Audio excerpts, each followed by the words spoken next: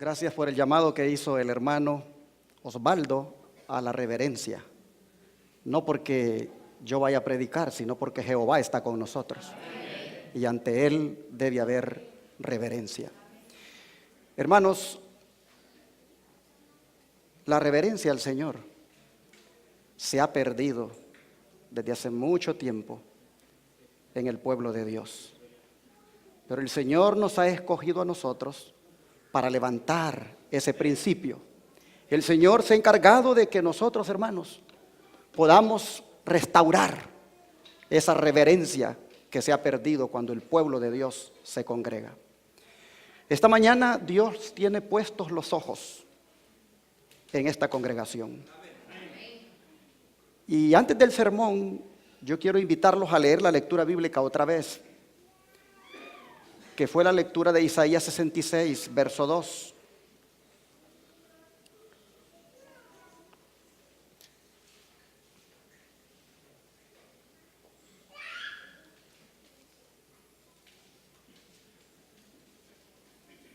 Según este versículo, hermanos, ¿sobre quién tiene puestos los ojos Jehová en esta mañana? Sobre los que tengan dos cosas: humildad y temor a su palabra. Los ojos de Dios están sobre esta congregación, pero el Señor va a mirar a los humildes y que tiemblen a su palabra. Así que si usted quiere estar bajo la cobertura del Señor en esta hora, si usted quiere estar bajo la mirada de Él, disponga su corazón para ser humilde y tiemble a su palabra. Como dijo el hermano Osvaldo Rosado, los ministerios de sostén propio, el Señor se está encargando de usarlos de una manera asombrosa. No porque haya en nosotros alguna cosa buena, sino porque en su misericordia Él así lo quiere hacer. Y es admirable la obra que el Evangelio Eterno, con las iglesias que componen ese ministerio en la Florida y aquí en Oklahoma, es admirable la obra que están haciendo con esto de poner el mensaje por lo más alto, como es la prensa, la radio y la televisión. Digo que es admirable porque no es un ministerio rico financieramente hablando, pero el Señor se glorifica con esos hermanos, con lo poco que reciben para hacer grandes cosas para Dios. Y de alguna manera nosotros también en Dallas y en Houston, ha querido el Señor igualmente tomarnos para hacer una obra especial para esas grandes ciudades de Dallas y Houston y para el mundo a través de nuestro canal en el YouTube y en la página web.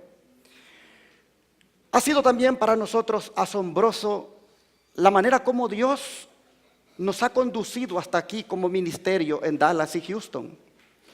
Un ministerio que siempre me gusta decirlo, trabaja con un déficit de $20,000 mensuales y viene trabajando desde hace 3 años así, fuera de presupuesto, y todavía Dios lo mantiene ahí parado haciendo esta obra. Y esto, hermanos, me trae decirlo aquí, porque sé que aquí hay muchas personas que no son de la congregación de Dallas y Houston. Y hay muchos en el internet mirándonos. Y hay muchos en las pantallas también ahí en Dallas y Houston mirándonos. Y también en la radio. Y me gusta decirlo porque cuando digo estas cosas solo busco que el nombre de Dios se glorifique. Porque ¿quiénes somos nosotros para hacer esto que estamos haciendo? No somos nada. Aquí el que es todo es Dios. Y esta semana pasada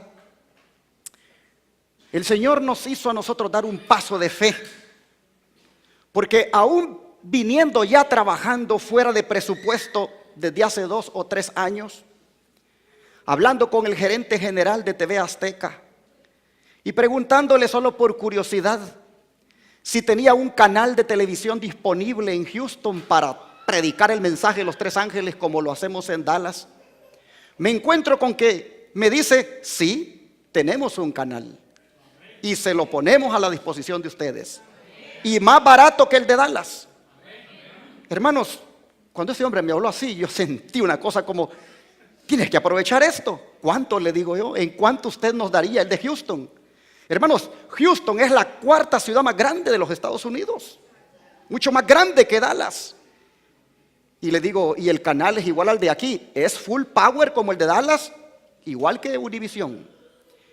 ¿Y en cuánto nos lo daría? Y dice, se lo daría por 13,000 mensuales y 12,000 los primeros 3 meses. Es más, me dice, si no le gusta los primeros 3 meses, déjelo. Hermanos, le dije, le hablo después. Hermanos, le pedí a Dios que me pusiera la convicción de que teníamos que agarrar ese canal, aún a sabiendas que no hay dinero, aún a sabiendas que venimos hace 2 o 3 años fuera de presupuesto. Y el Señor, hermanos, me pone aquello que dice, agárralo, agárralo. No tienes el dinero, pero tienes al Dios del dinero. Hermanos, me voy a la iglesia, se lo presento a la iglesia y les animo para que aceptemos el reto de Dios. Y un rotundo amén como el de ustedes me respaldó. Y así, hermanos, acabo de firmar ese contrato sin dinero. Y Houston, Texas tiene canal de televisión las 24 horas, los 7 días de la semana, proclamando el mensaje de los tres ángeles. Salimos al aire este martes con algunas fallas técnicas, como siempre sucede. Pero el miércoles llamó un pentecostal y dice, oigan, ¿ustedes están en este canal de televisión?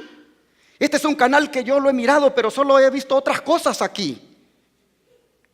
¿Solo estuvieron hoy al aire o van a estar siempre? Y le digo, hermano, por la gracia de Dios, vamos a estar ahí hasta donde Dios quiera. Y vamos a estar las 24 horas. El hombre dijo, amén, dijo, qué bendición. Yo siempre había querido saber de los adventistas, dijo. ¿Dónde está la iglesia de ustedes aquí en Houston? Hermanos, le dimos la dirección de la iglesia. Le dimos también, más bien le dijimos que le íbamos a mandar el sermón que le había impactado ese día. Pero el Señor nos dio ahí una probadita de la cosecha que tendremos en Houston con ese canal de televisión. Así que aquellos que me estén mirando en esta hora en Houston, en el canal 51.2, esta es la transmisión en vivo desde Tuscaloosa, Oklahoma, en la propiedad del Ministerio del Evangelio Eterno, celebrando nuestro campestre titulado Preparándonos para la lluvia tardía. A todos los que nos están mirando en ese canal, queremos decirles que este es el canal Advenimiento TV, traído a ustedes por la gracia de Dios a través de la Iglesia Advenimiento del Séptimo Día, los Tres Ángeles. Les invitamos para que disfruten la transmisión las 24 horas del día para todo Houston en ese canal 51.2. Y para que no se me sientan tristes los de Dallas, aquí también les saludamos a los que están mirando el 55.7. Allí también les decimos a ustedes, manténganse oyendo la voz de Dios para este tiempo del fin. Y a los que nos están escuchando en la radio, en la 990M, este es un programa en vivo traído desde las montañas de Oklahoma, en este campestre donde nos hemos congregado para prepararnos para la lluvia tardía. A todos los que nos están mirando en el internet, en el canal de YouTube, igualmente un saludo para todos en cualquier parte del mundo. Dios les bendiga. Este servidor, cuando lo invitan a predicar a otros lados, pues cuando voy pasando por las ciudades, a mí me da como una cosita de cómo vamos a amonestar estas ciudades. Cómo quisiera que así como ha abierto un canal de televisión en Dallas y Houston y al pastor Pérez se le abren oportunidades, cómo quisiera que en todas partes estuviera la verdad presente, hermanos, sonando pero certeramente esa trompeta. Y en esas invitaciones que me han hecho los hermanos de Madison en varias ocasiones, cuando he ido manejando y voy pasando por la ciudad de Nashville, Tennessee, Siempre he dicho, ¿y esta ciudad quién la va a amonestar con el mensaje de los 3 ángeles? He tratado de animar a los hermanitos de Madison, que están a 15 millas al norte de Nashville, a que inviertan los recursos que Dios les da en un programa de radio para que se proclame a todo lo alto la verdad. Y bueno, hasta ahora no se había logrado. Pero siempre que he ido para allí, hermanos, el Señor me impresiona. Aquí debía haber un programa de radio. Lo más bonito fue la semana pasada. El sábado pasado estuve en Madison predicando. Y cuando iba manejando, hermanos, hice una parada por allí en una ciudad.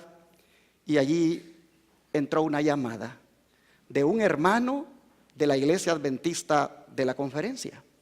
Y dice, pastor, yo estoy, dice, queriendo que este mensaje se predique.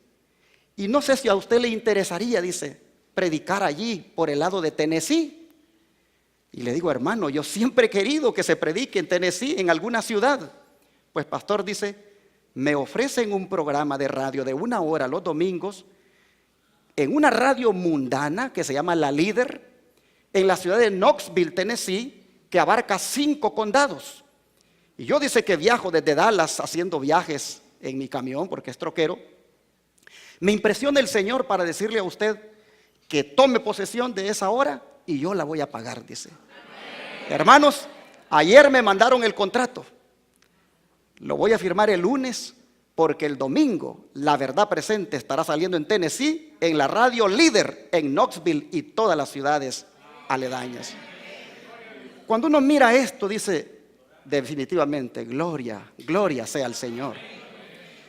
Y ahora, Pastor Pérez, voy a leer algo para usted y para mí. Lo voy a leer para él y para mí, pero escuchen todos ustedes lo que voy a leer.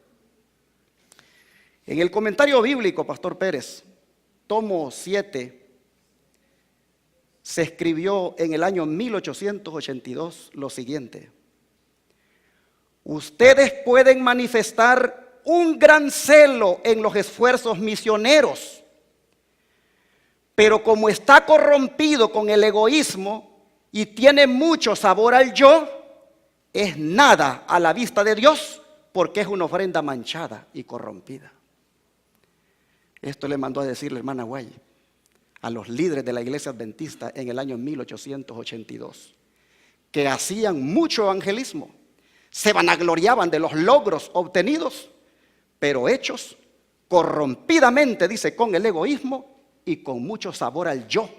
Y Elena White les dijo, lo que están haciendo es nada para Dios. Y dije que se lo iba a leer al pastor Pérez y para mí, porque esto lo leí anoche apenas. Y pastor Pérez, el gran desafío suyo y mío es que todo lo que hacemos con nuestros hermanos, pues no vaya corrompido con ese egoísmo, ni que tenga sabor al yo, sino que tenga sabor a la sangre de Cristo Jesús. ¡Qué desafío! De lo contrario, dice que nada sería para Dios lo que hacemos. Porque con sabor al yo, corrompido por el egoísmo, nada sirve. ¡Qué desafío! Por eso es que esta mañana me propongo con ustedes estudiar este tema preparándonos para la lluvia tardía. El término lluvia tardía lo encontramos en la Biblia en varias ocasiones, siendo uno de ellos el que se encuentra en el libro de Joel, capítulo 2, verso 23. Les invito a abrir la Biblia. Libro de Joel, capítulo 2, verso 23.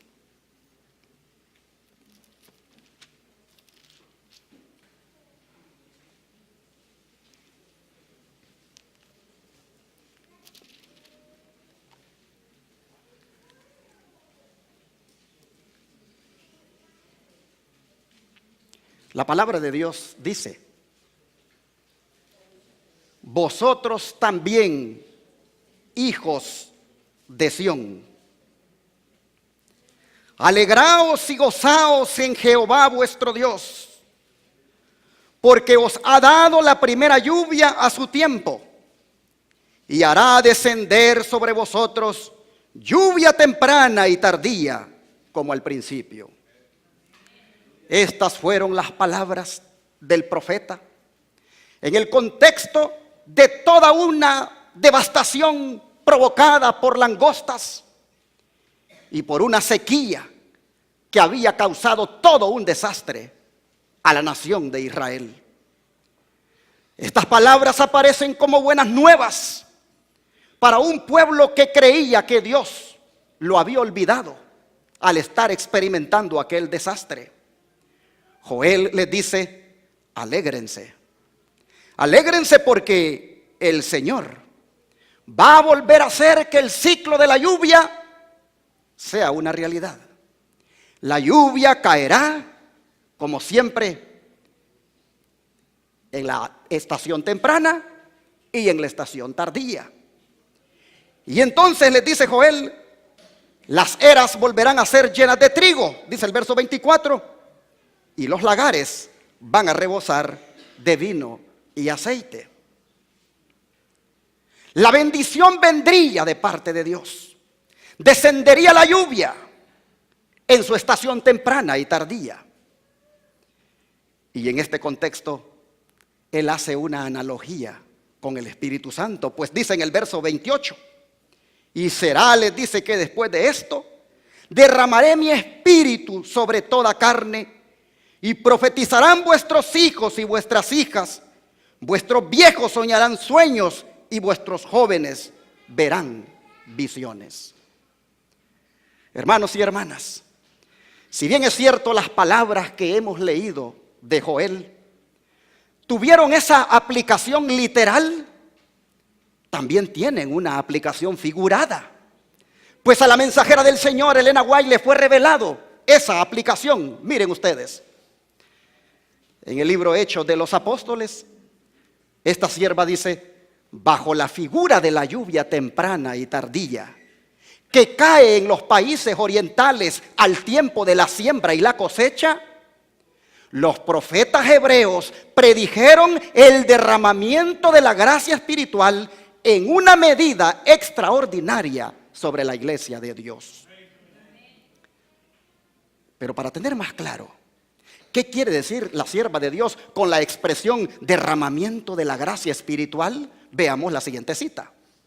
Testimonios para los Ministros, página 506.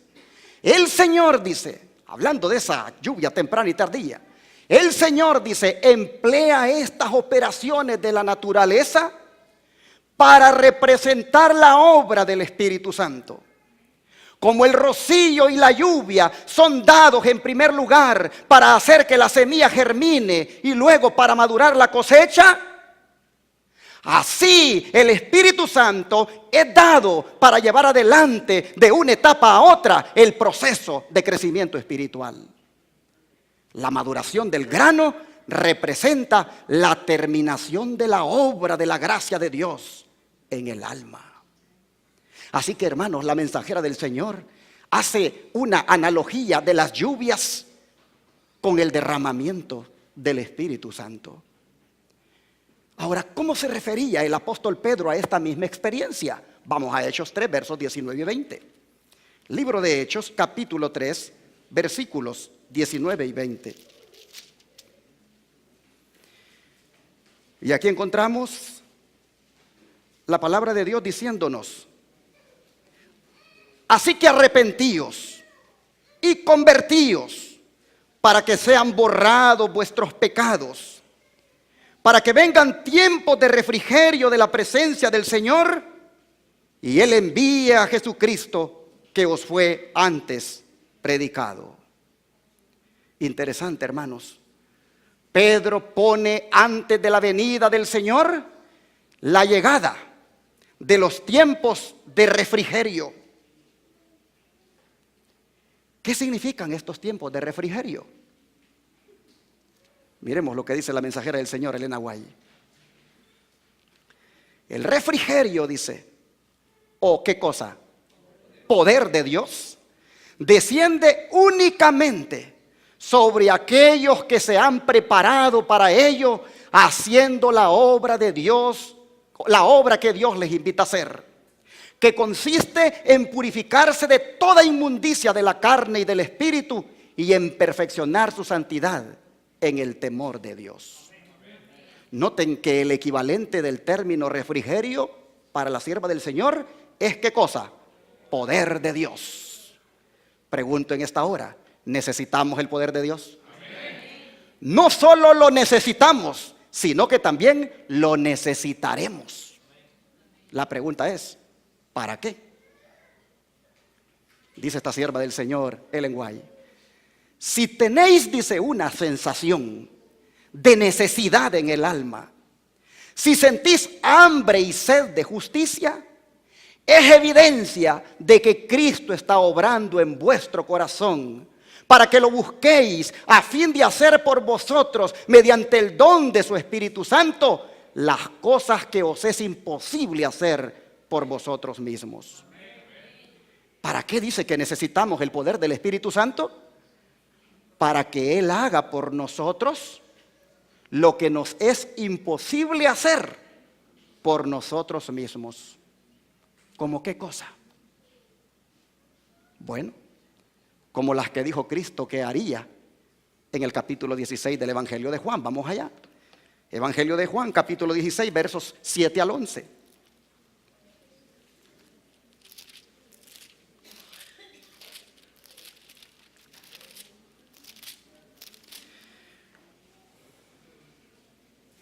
Y aquí encontramos la palabra del Señor diciéndonos: mas yo os digo la verdad, os es necesario que yo me vaya, porque si no me fuera, el Consolador no vendría a vosotros.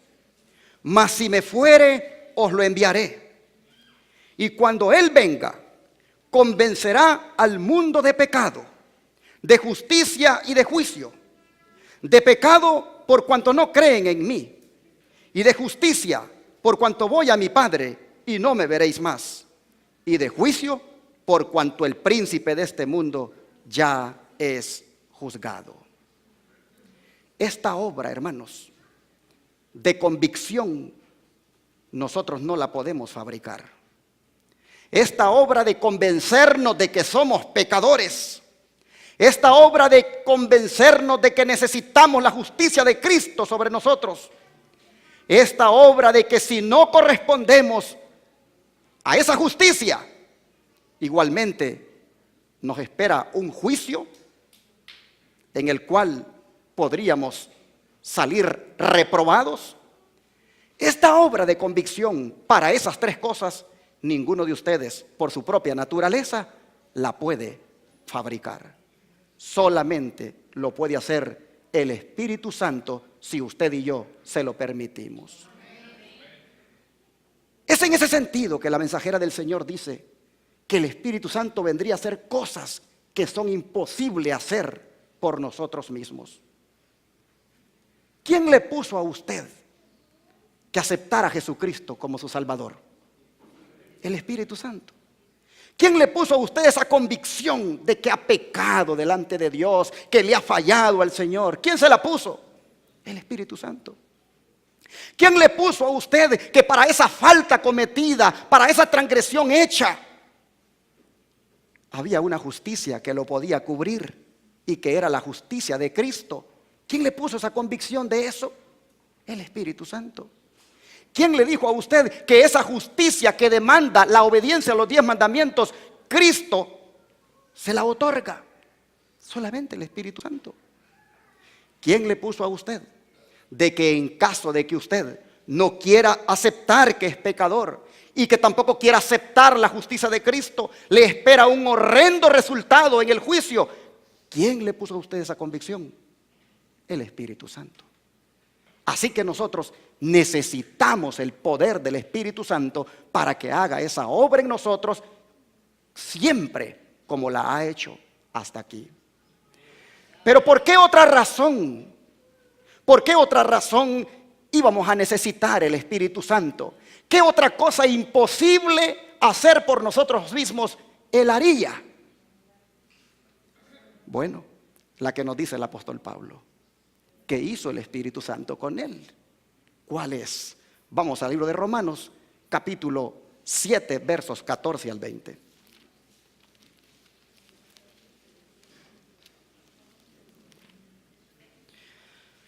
Romanos 7, versos 14 al 20. nosotros encontramos aquí a Pablo en un conflicto pero muy difícil de resolver humanamente. Sabemos, dice Pablo, que la ley es espiritual, pero yo soy carnal, vendido bajo el pecado.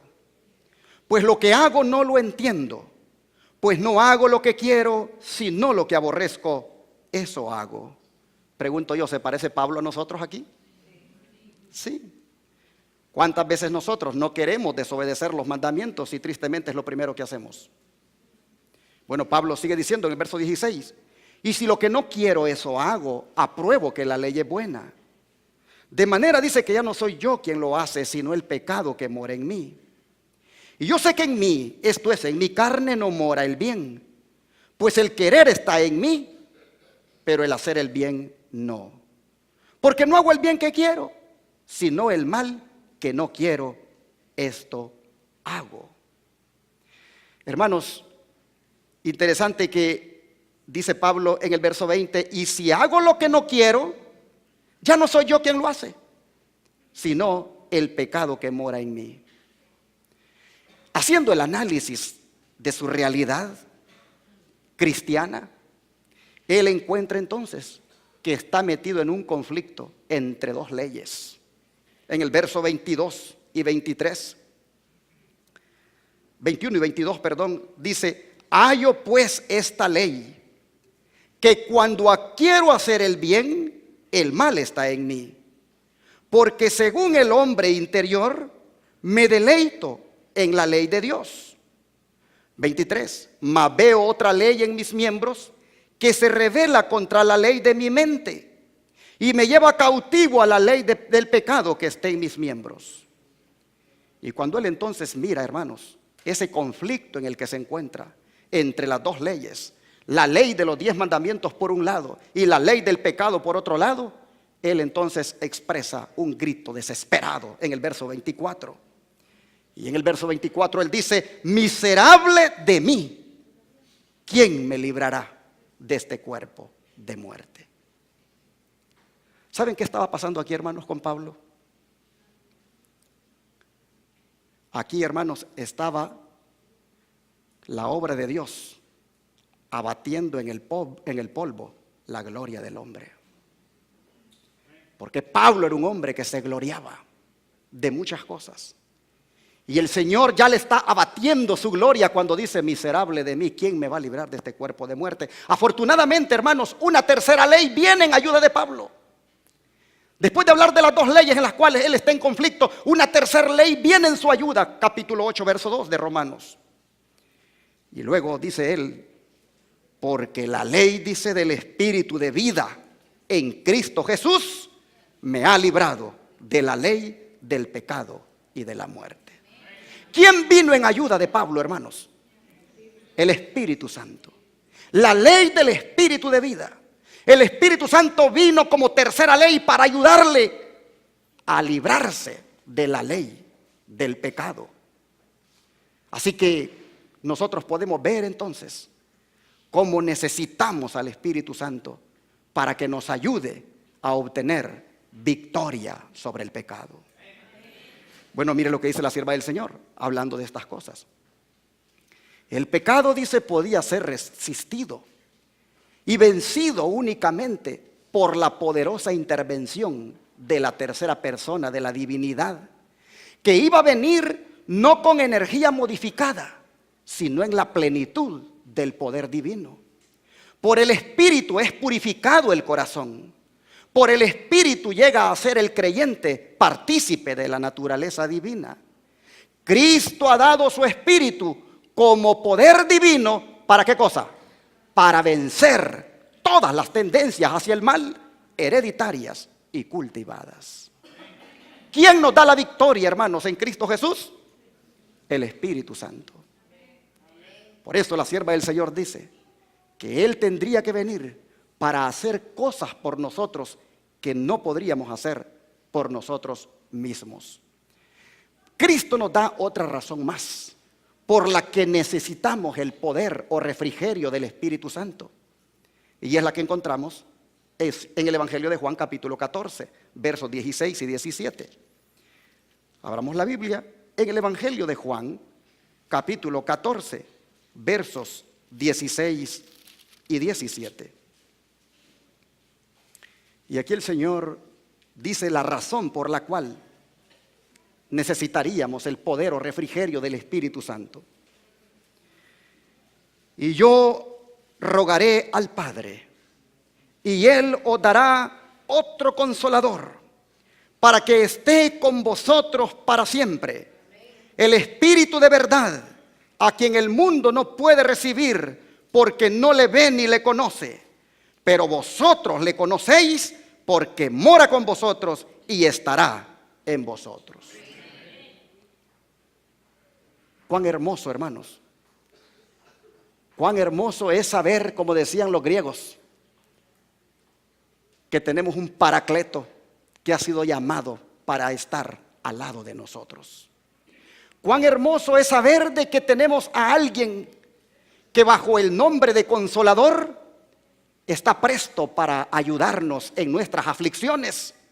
Está presto para darnos ánimo cuando nos desanimamos o nos desaniman.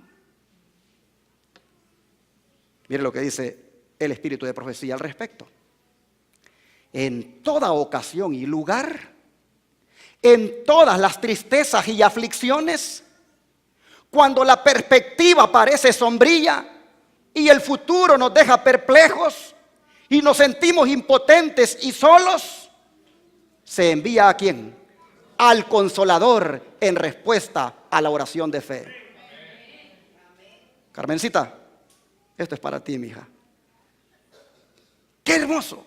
En todas las tristezas y aflicciones, cuando la perspectiva parece sombría, cuando el futuro nos deja perplejos, cuando nos sentimos impotentes y solos, se envía el Consolador en respuesta a la oración de fe. Las circunstancias, dice, pueden separarnos de todo amigo terrenal, pero ninguna circunstancia ni distancia puede separarnos del Consolador celestial. Donde quiera que estemos, donde quiera que vayamos, está siempre a nuestra diestra para apoyarnos, sostenernos y animarnos. Qué hermoso. No estamos solos. Por eso dijo Cristo, no los voy a dejar huérfanos, les dice. Habiendo mostrado aquí, hermanos, las razones por las que necesitamos el refrigerio o poder del Espíritu Santo, cabe preguntarse, ¿ya lo recibimos?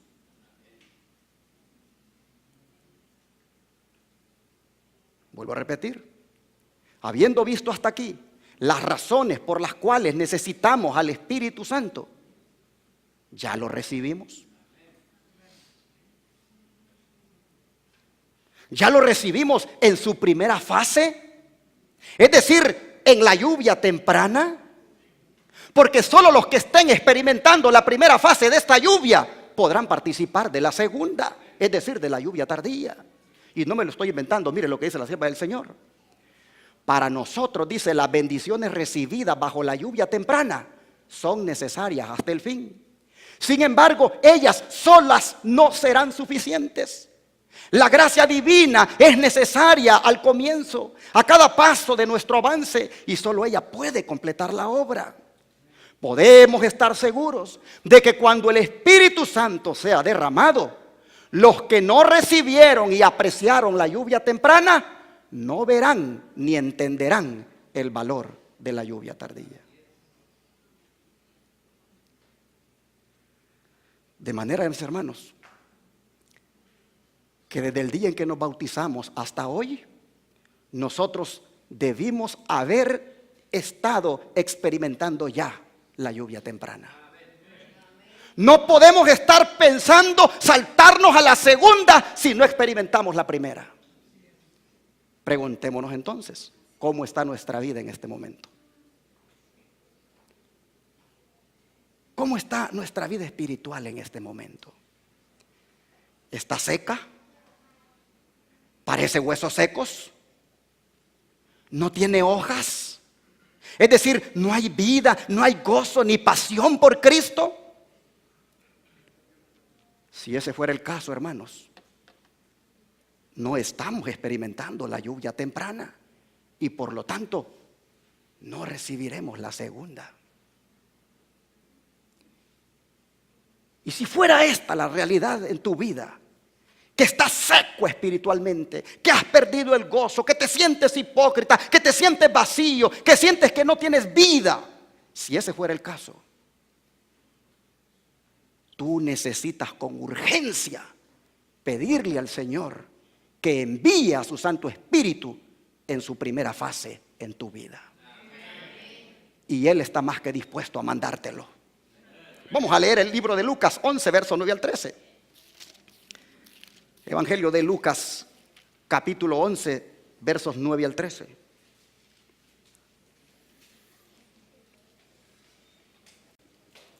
Un texto que usamos muchas veces para pedir trabajo. Un texto que usamos muchas veces para pedir sanidad por las enfermedades. Un texto que usamos muchas veces para que se resuelvan nuestros problemas materiales. Ahora lo vamos a presentar para lo que tal vez nunca lo usas. Vean los versículos 9 al 13 de Lucas 11. Y yo os digo, pedid y se os dará, buscad y hallaréis, llamad y se os abrirá. Porque todo aquel que pide recibe, y el que busca halla, y al que llama se le abrirá. ¿Y quién de vosotros, siendo padre, si su hijo le pide pan, le dará una piedra? O si pescado, en lugar de pescado, le dará una serpiente? O si le pide un huevo, le dará un escorpión. Pues si vosotros, siendo malos, sabéis dar buenas dádivas a vuestros hijos, ¿cuánto más vuestro Padre Celestial dará qué cosa? El Espíritu Santo a los que se lo pidan.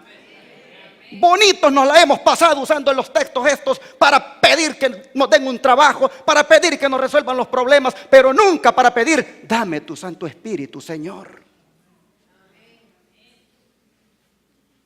Hermanos, el Espíritu Santo está disponible para nosotros. El Espíritu Santo quiere venir a nuestra vida. Solo es cosa de que lo pidamos. Pidamos la unción del Espíritu Santo, hermanos. Y toda la frialdad, todo el desánimo, toda la indiferencia se va a ir de nosotros. Porque cuando el Espíritu Santo viene a nuestra vida, hay gozo, hay paz, hay ganas de servir a Cristo. Pídanlo, dice el Señor. Pidan lo que el Padre está dispuesto a dárselos. Si los hombres malos, dice, le dan pan a sus hijos, le dan un huevo, le dan carne, y siendo malos, dice, ¿cuánto más, dice nuestro Padre, se lo va a dar el Espíritu Santo al que se lo pida? Mire lo que dice la sierva del Señor, el Nahuay, hablando de esto. ¿Por qué no tener hambre y sed del don del Espíritu, puesto que es el medio por el cual hemos de recibir poder? ¿Por qué no hablamos de Él, oramos por Él y predicamos acerca de Él?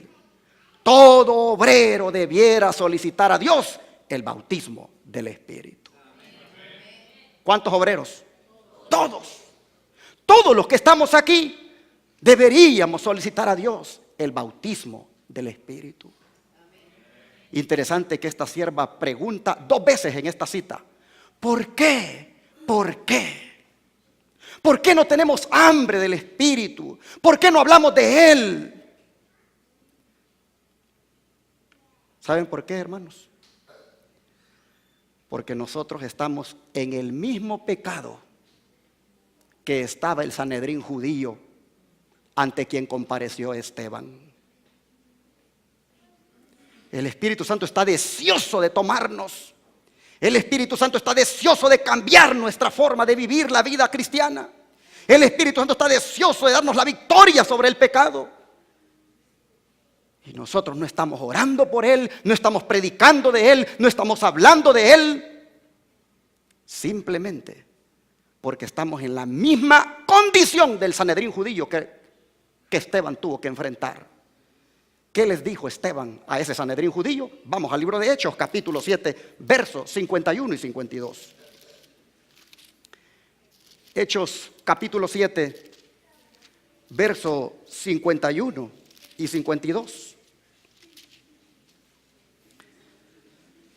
Y aquí Esteban dice unas tremendas palabras a esos líderes religiosos de su tiempo. Duros, le dijo, ¿de qué cosa? De cerviz, e incircuncisos de corazón y de oídos.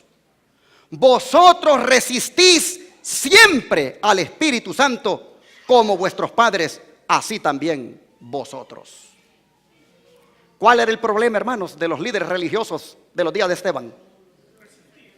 Resistían al Espíritu Santo. No estaremos nosotros en la misma condición, mis hermanos, y por eso nuestra vida espiritual es árida muchas veces. ¿No será que el Espíritu Santo muchas veces ha venido y ha tocado la puerta y nosotros nos hemos resistido? Ustedes, le dice Esteban al Sanedrín judío, resisten, y noten la palabra que les dice, resisten siempre al Espíritu Santo. Así como lo resistieron los padres de ustedes, ustedes también lo siguen resistiendo. ¿Y por qué dice que lo resistían? Porque tenían una enfermedad cervical. La enfermedad cervical de ellos, hermanos, se llamaba orgullo. Les pregunto, ¿el que tiene enfermedad cervical puede agachar la cabeza? Ahí andan con una cosa aquí y tienen que andar siempre en esta posición. Ustedes, les dice, tienen un problema. Ustedes tienen enfermedad cervical. La cerviz se les ha hecho dura. Y ustedes no quieren agachar la cabeza. No se quieren humillar. El orgullo les carcome. Y por ese orgullo, por esa enfermedad cervical, resisten al Espíritu Santo. Interesante que quienes estaban resistiendo al Espíritu Santo no eran los romanos, no eran los egipcios, era el profeso pueblo de Dios. Debido a esa enfermedad cervical, debido a esa cerviz de no querer agachar la cabeza y humillarse, es que no toleraban que Esteban anduviera predicando, porque ellos pensaban que solamente podían predicar los que a través de sus canales regulares lo hicieran.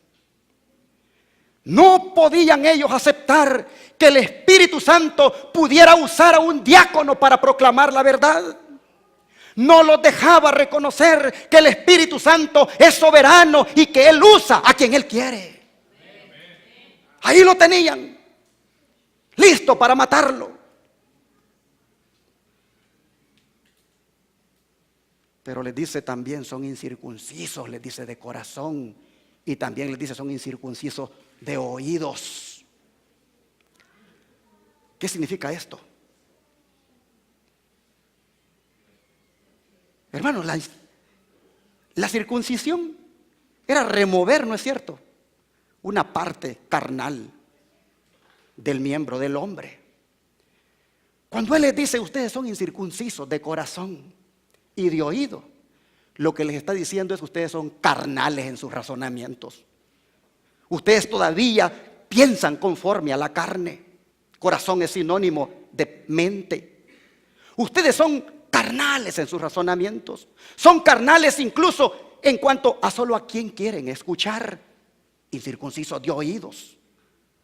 Hermanos, todas estas actitudes los hacía a ellos que resistieran al Espíritu Santo. Pero tristemente, hermanos, lo que hizo el Israel de antaño, lo hace ahora el Israel moderno. Porque el Israel moderno hoy en día también se sigue en su dureza de cerviz y en su incircuncisión de corazón y de oído. El Israel moderno también ahora resiste al Espíritu Santo en la forma como trabaja a través de los ministerios de sostén propio. En 1888 y en 1901, el cuarto ángel quiso venir en forma de lluvia tardía sobre el pueblo remanente. La hermana White dice que se paseó en los pasillos. En ese congreso de 1888 y de 1901, el Espíritu Santo quiso a los que estaban allí investirlos de poder.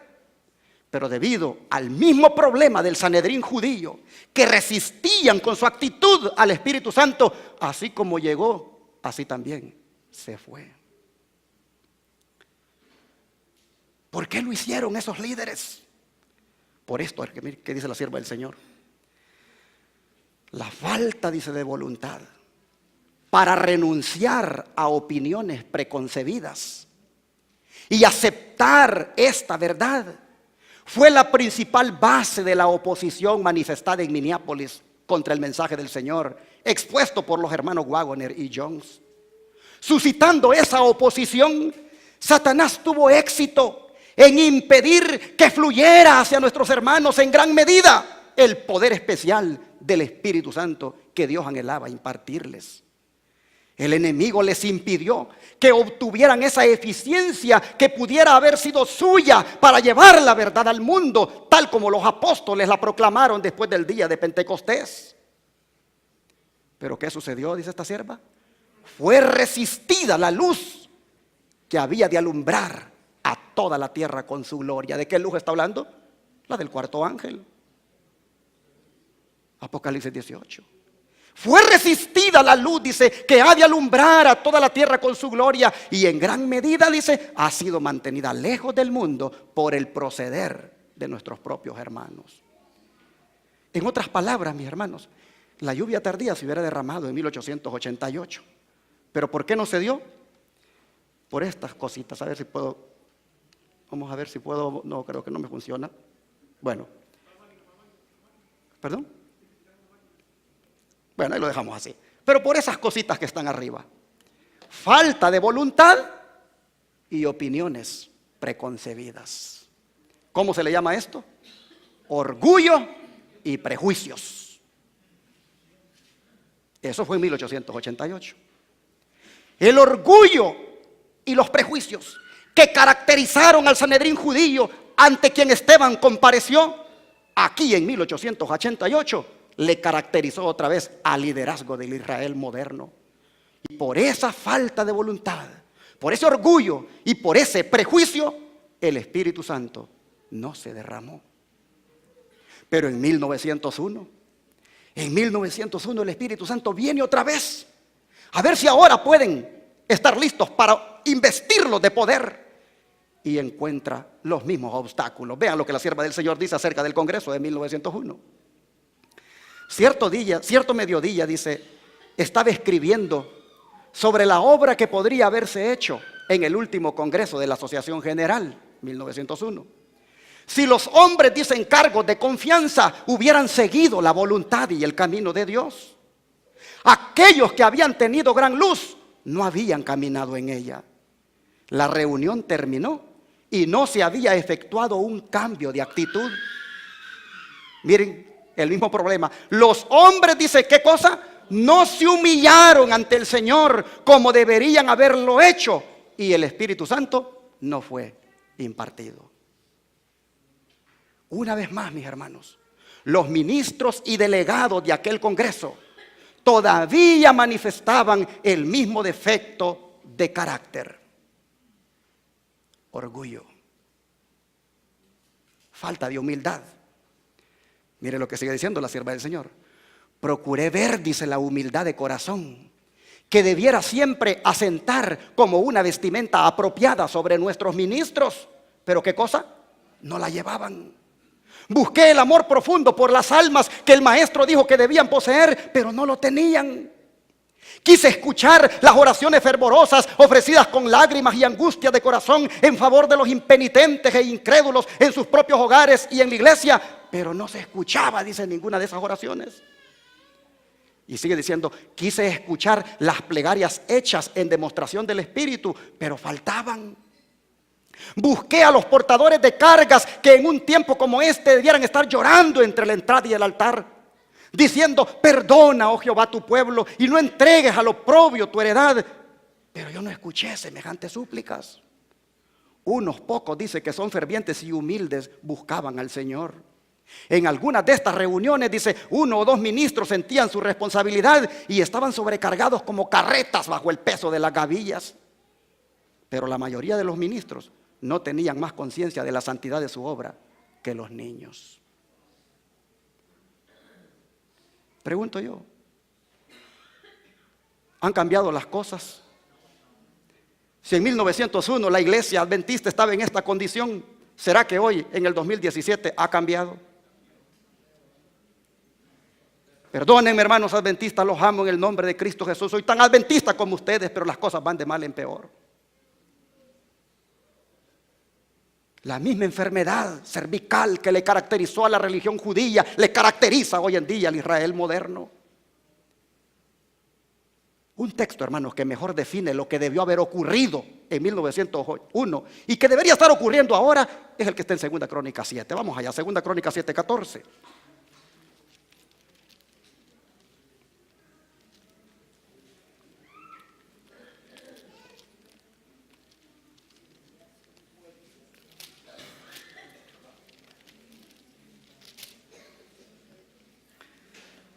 Dice la palabra del Señor. 2 Crónicas 7:14. Si se humillare mi pueblo, sobre el cual mi nombre es invocado, y oraren y buscaren mi rostro, y se convirtieren de sus malos caminos, entonces yo oiré desde los cielos y perdonaré sus pecados y sanaré su tierra. ¿Cuál era la condición? Humillarse. Aquí se está hablando de lo mismo que la sierva del Señor acaba de decir en las citas anteriores. 3 cosas que tristemente el pueblo remanente no manifestó y que por lo tanto el Espíritu llegó y se fue. Es decir, humillación, confesión y arrepentimiento. 3 cosas que para efectos prácticos de salvación tienen que avanzar juntitas, mis hermanos. Pero al frente de las 3 cosas marcha la humillación. ¿Por qué la humillación? Porque, hermanos, en la humillación está la base de todo. Sin la humillación no ha comenzado la vida eterna. Jesús lo dejó bien clarito al describir el carácter de los súbditos de su reino en Mateo 5:13. Vamos allá. Mateo 5:13.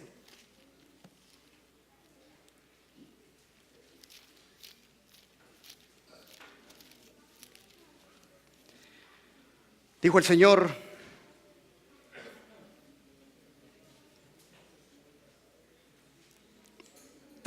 versículo 3.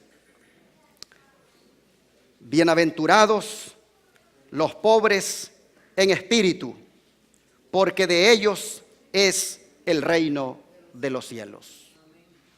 Los pobres en espíritu son los humildes. No son los que no tienen dinero, son los humildes. Y con los humildes mora Cristo Jesús. Así lo dice Isaías. Vamos a Isaías 57. Isaías 57.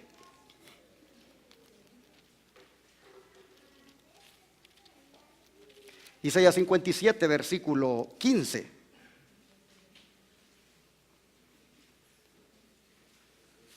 Porque así dice el alto y sublime, el que habita la eternidad y cuyo nombre es el Santo.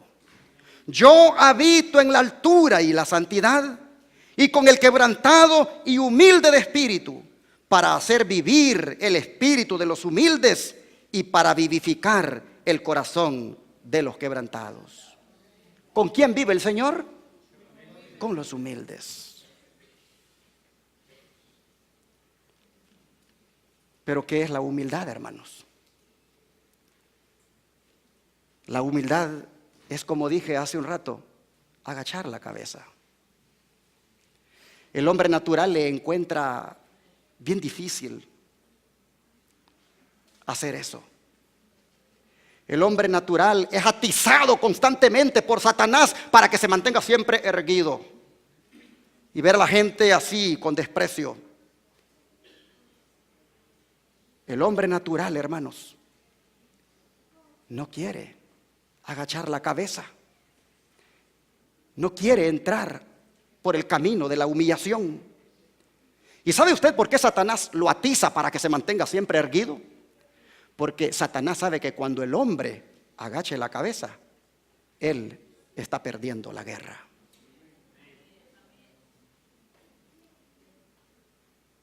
Porque los que agachan la cabeza, los humildes, esos, mis hermanos, son los que han sido justificados por la fe. Y esos, la justificación por la fe los ha hecho tan humildes que Satanás no puede contra ellos. Por eso es que cuando nos pasan ciertas cosas, nosotros miremos qué podemos aprender de eso que nos pasó. Y toda cosa que nos hagan donde nos hacen sentir mal, todo sabotaje inclusive que hagan con algún evento que realicemos para Dios y que tal vez nos haga sentir mal, solamente agachemos la cabeza y dejemos que Dios pelee nuestras batallas. Mire lo que dice la sierva del Señor. ¿Qué cosa dice es la justificación por la fe? Es la obra de Dios que abate en el polvo, ¿qué cosa? La gloria del hombre. Y hace por el hombre lo que éste no puede hacer por sí mismo. Hermanos, me impacta esto. La justificación por la fe es la obra de Dios que abate en el polvo la gloria del hombre. Hermanos, hay mucha gloria en nosotros. Mírese usted introspectivamente. Miren, cuando yo estaba preparando este sermón, hasta ganas de llorar me daban. Porque yo digo, necesito que se abata esta gloria que todavía me caracteriza. Necesito que se abata en el polvo esta gloria del hombre. Hay mucha gloria, hay mucho orgullo, hay mucha vanidad, hay mucha importancia. Por eso es que Satanás, cuando ve a un contrito y humilde de espíritu, él sabe que ya ha sido abatida su gloria y no puede hacer nada contra él, y sabe que tiene perdida la batalla contra ese cristiano. Hermanos y hermanas, nosotros llegamos aquí a este campestre, yo no sé con cuánta gloria. Gloria que nos hace ser pésimos con nuestros hijos. Gloria que nos hace ser pésimos con nuestras esposas. Gloria que nos hace ser respondones contra alguien. Oh, hermanos, el Señor quiere abatir nuestra gloria hoy. El Señor quiere abatir en el polvo nuestra gloria para que el Espíritu Santo se derrame. Por eso pusimos a este campestre preparándonos para la lluvia tardía. Porque la mejor manera de prepararse para la lluvia tardía es permitiéndole a la obra de Dios que abata en el polvo nuestra propia gloria. Hay mucha gloria humana y eso nos está llevando a la altivez, y de seguir por ese camino la lluvia tardía no va a caer sobre nosotros, mis hermanos, porque esa lluvia cae para ser humilde al que la recibe. Mire lo que dice la sierva del Señor. Al buscar a Dios, dice, para que nos conceda el Espíritu Santo, Él producirá en nosotros, ¿qué cosa? Mansedumbre, humildad de mente y una consciente dependencia de Dios con respecto a la lluvia tardía que trae perfección. El Espíritu, hermano, va a producir en nosotros mansedumbre, humildad de mente. Y sigue diciendo esta sierva, vi que nadie podría participar del refrigerio a menos que venciera todas las tentaciones y triunfara contra el orgullo, el egoísmo, el amor al mundo y toda palabra y obra mala. Recuerden todos que Dios es santo y que únicamente seres santos podrán morar alguna vez en su presencia. Hermanos, el Señor quiso que manejáramos tantas horas para llegar aquí, porque quería decirnos: necesitan que su gloria se abata en el polvo. Necesitan deponer el orgullo. Necesitan no repetir lo mismo que el Israel moderno y que el Israel antiguo. Necesitan, como pueblo remanente, ser un pueblo humilde y sencillo delante del Señor. Hay mucha gloria todavía en los ministerios de sostén propio. Hay mucha gloria. Si la hay en el Israel moderno organizado, la hay también en los ministerios de sostén propio. Porque muchos no hemos entendido que para que la lluvia tardía se derrame, tenemos que ser humildes delante de Dios.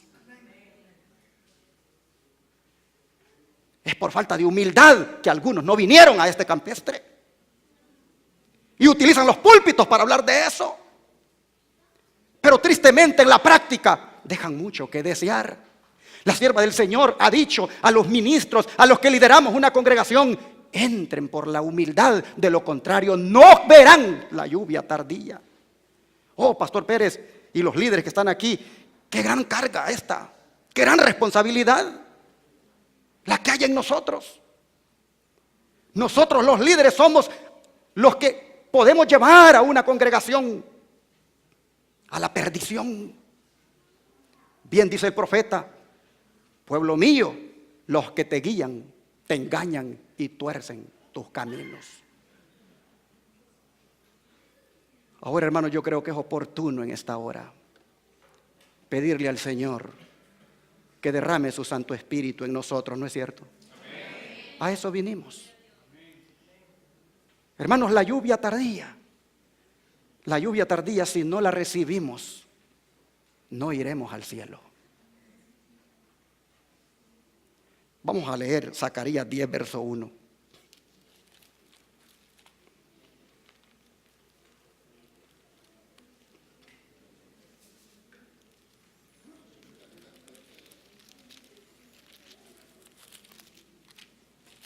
Zacarías 10, verso 1.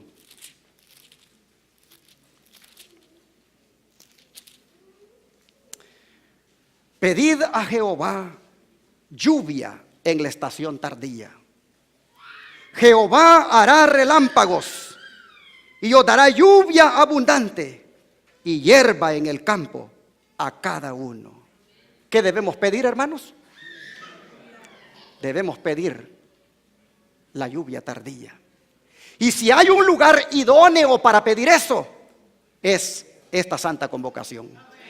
Porque mire lo que dice la sierva del Señor: en cada reunión a la que asistamos, nuestras oraciones deben ascender pidiendo que en ese mismo momento Dios imparta calor y rocío a nuestras almas. ¿Cuándo? ¿Cuando nos vayamos del campestre? Ahora. Mientras le pedimos, dice el Espíritu Santo, este obrará en nosotros las virtudes de las que hemos hablado: mansedumbre, humildad y una consciente dependencia de Dios, a fin de recibir la plenitud de la lluvia tardía. Así que, hermanos, el lugar idóneo para pedir tan grande bendición es este lugar, en este momento, para que nosotros recibamos su Espíritu Santo. ¿Por qué en este momento? Porque en este momento, hermanos, los recipientes están boca abajo o boca arriba. Yo supongo que en este momento los que están aquí tienen sus recipientes boca arriba para poder ser llenados. Por eso es que ella dice, en esas reuniones, dice, cuando los recipientes están boca arriba y que pueden ser llenos del Espíritu Santo, hay que pedirlo. Mire lo que dice la sierva del Señor, esto me gusta. No necesitamos, dice, preocuparnos por la lluvia tardía.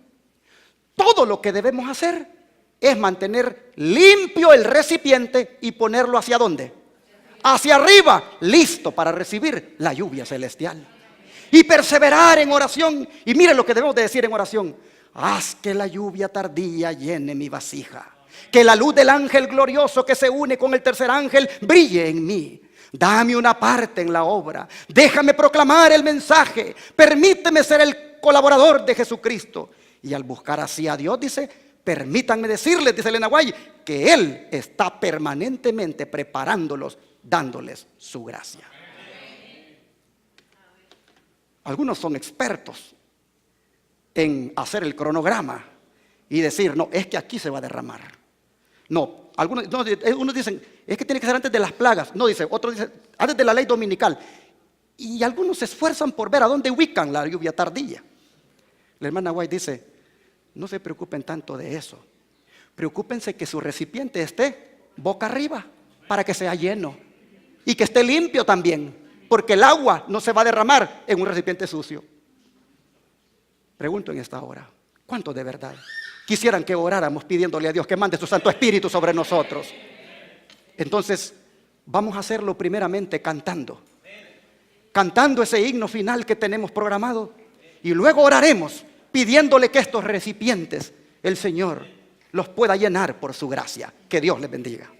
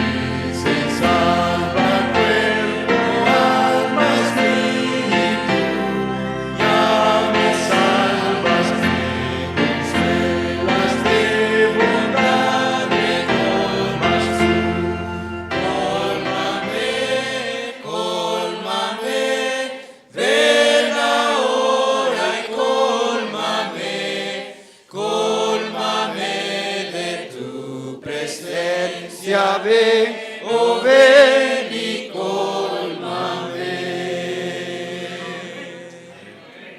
¿Cuántos quieren ser llenos del Espíritu? Él quiere llenarnos. La condición es, sean humildes. Dejen su dura cerviz, dejen su incircuncisión y no resistan más al Espíritu, porque Él quiere llenarlos. Vamos a arrodillarnos para orar.